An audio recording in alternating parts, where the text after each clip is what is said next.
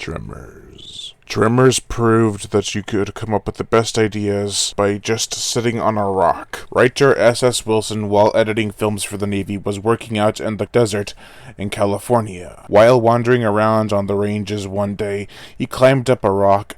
It was there. He got an idea. What if there was something under the ground and I couldn't get off this rock? The film opens up with two characters, Valentine McKee, played by Kevin Bacon, and Earl Bass, played by Fred Ward, who are waking up during the early hours of the morning. After a good shake-up provided by Val, they head off to do their miscellaneous jobs for the day. They talk and throw around the idea of possibly leaving the nearby town they live in, Perfection. On their way to said town, they run into a new college student working out in the fields. Rhonda LeBeck, played by Finn Carter. She is running seismology tests and has been getting some strange readings. Leaving her to her job, the two meet up with the locals. There's Melvin Plug, played by Robert Jane, Miguel, played by Tony Gennaro, Walter Chain, played by Victor Wan, and Bert and Heather Gummer, played by Michael Gross and Reba McEntire. They chit-chat and such. After Rhonda nearly encounters an unseen presence, Val and Earl decide they're fed up with their current small jobs and want to do something of more profitable measures. So when their sewage treatment goes awry, they pack up to leave town. They run into two other characters, Mindy, played by Ariana Richards, and Nancy, played by Charlotte Stewart. Nancy offers them a job, but they end up refusing and driving off anyway. They are dedicated to leaving the town. Not far into their journey, they come across Edgar, a local bum, hanging out atop an electrical tower. After a game of rock, paper, scissors shoot between the two, Val goes up to retrieve Edgar. Only problem is, he's dead. A quick pit stop to the doctor's office revealing that Edgar died from dehydration, and Val and Earl make their way out of town again. Local farmer Old Fred is quickly killed off along with his flock of sheep. Val and Earl see the carcasses and go to look for Old Fred. After finding his body, the two take off. Passing by a couple of construction workers from earlier, they warn them. However, they do not believe them and continue with their drilling. They are soon killed off by an unseen force. Making their way back into Perfection, Val and Earl try to call for help, but the phone lines are dead. So they drive onto the main road and almost collide with the pile of rocks from the attack on the workers. Finding some blood, they hightail it back to Perfection, but not before getting snagged by something. They get loose and drive off. Coming back into the town, everyone notices a snake-like creature attached to their truck, and they come to the conclusion that there is most likely more of them out there. When writers S.S. Wilson and Brent Maddock brought a screenplay for the entitled Land Shark to Universal, the studio greenlit the project almost immediately. Filming began in May of 1989 with a budget of around $11 million.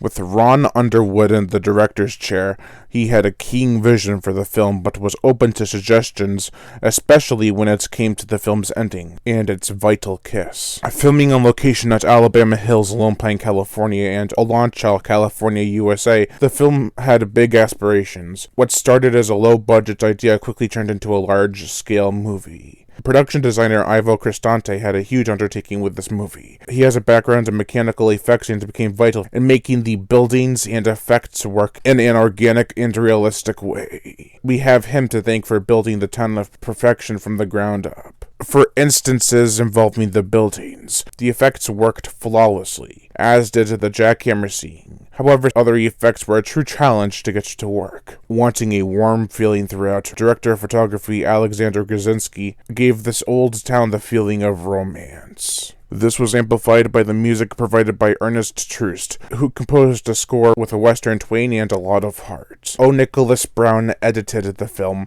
Taking the usual first and second unit shots, he compiled a 96-minute feature. The film flows at a great pace and is never boring. Makeup effects artist Alec Gillis and Tom Woodruff created the worms later to be called graboids, which is coined in the sequels. They really went all out and made something that looked like it could actually exist. Using using books to research animals. Things such as skin coloring and movement were vital in the creation of the underground monsters. Other things went into consideration as well.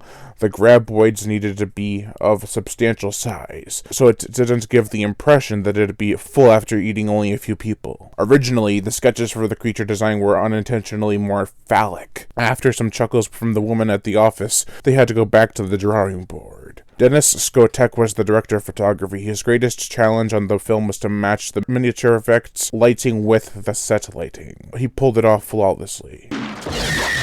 Robert Skotek, an art director, worked with the lighting. At one point, while working with a backdrop, so much light shined off it that his shirt started to smoke. They eventually had to move their schedules to night. A lot of the miniatures were used in order to get certain shots done. Shots such as the worm smashing into the ceiling or going over the cliff. It all seems flawless. There is a composite shot that looks a bit iffy, though. The rest of the effects, which included a full-scale creature, hand puppets, and models, look nothing short of amazing, especially given the film's budget.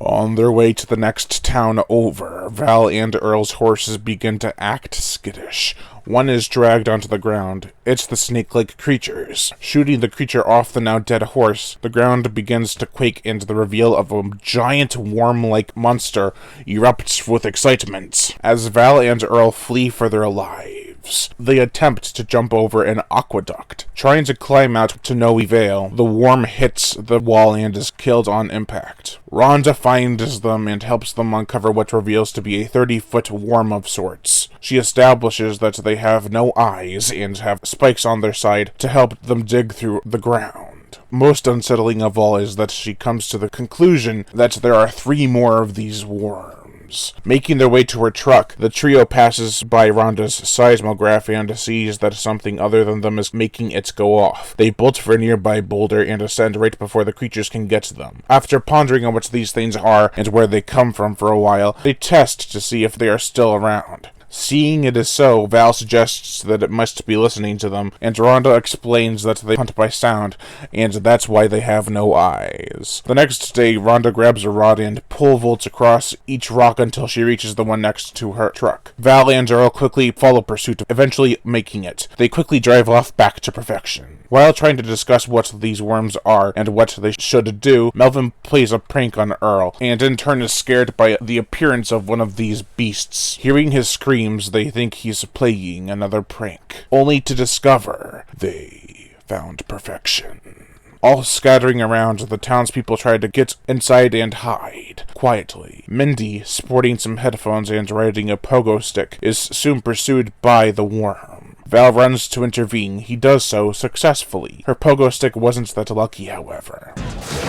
Rhonda is nearly eaten, but Val saves her. Another worm comes into town.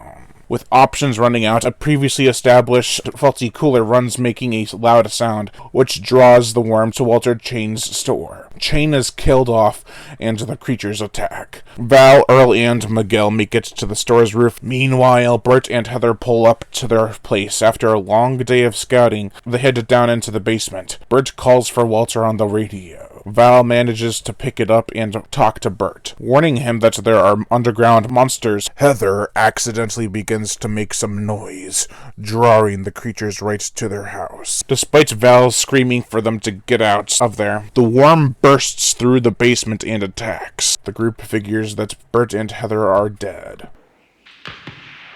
After a barrage of bullets, the worm is dead. Reveling in their success, their hopes resurface. However, it proves difficult to kill the others. Bert's weapons can't shoot through the dirt. To make matters worse, another local Nestor, played by Richard Marcus, is eaten, much to Melvin's dismay. Enough is enough, and the group plans to get to the huge cat machine and tow what is left of the townsfolk to safety. Narrowly being eaten, Val makes it to the cat and drives to the others. They all pile in. Bert and Heather are gearing up by the time the group gets to their house. All together now, they drive towards the mountains, where it'd be too rocky for the worms to climb. Unfortunately, They dug a trap. With the cat out of commission, they all run for the rocks, pondering on what to do next. Earl comes up with the idea to lure the worms with dynamite and have them eat it. The fuse lit. This works for one of them. However, the last one doesn't fall for it, and spits the dynamite back at the group, and it lands onto one of the bags that has all but one of the remaining dynamite. A huge explosion ensues. Everyone's alright, but Val, Earl, and Rhonda are out on the land.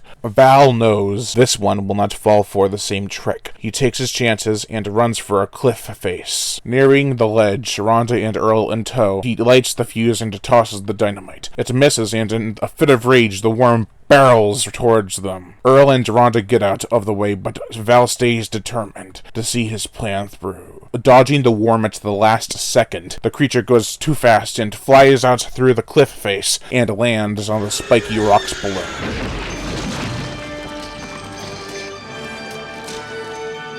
After the dust settles, the town gains notable recognition for the discovery of these worms. We end on a kiss between Val and Rhonda as the credits roll. The balance of horror and comedy is blended extremely well here. It's a movie that you can watch with the whole family. It is a bit intense, but by the end you are exhilarated, and the climax is all the more rewarding. You just feel so good by the time it's over. Perfection, Nevada has become a staple in the franchise. It is a bit of a place of wonder, though. How do these people make a living and such? I mean, the sequels kind of explain it, but in the first one, they're just normal folk living in a very rundown town. I think the charm of the place outweighs some of the flaws with it. Still, it's a totally realized location. Everyone knows everyone, and it just feels wholesome and welcoming.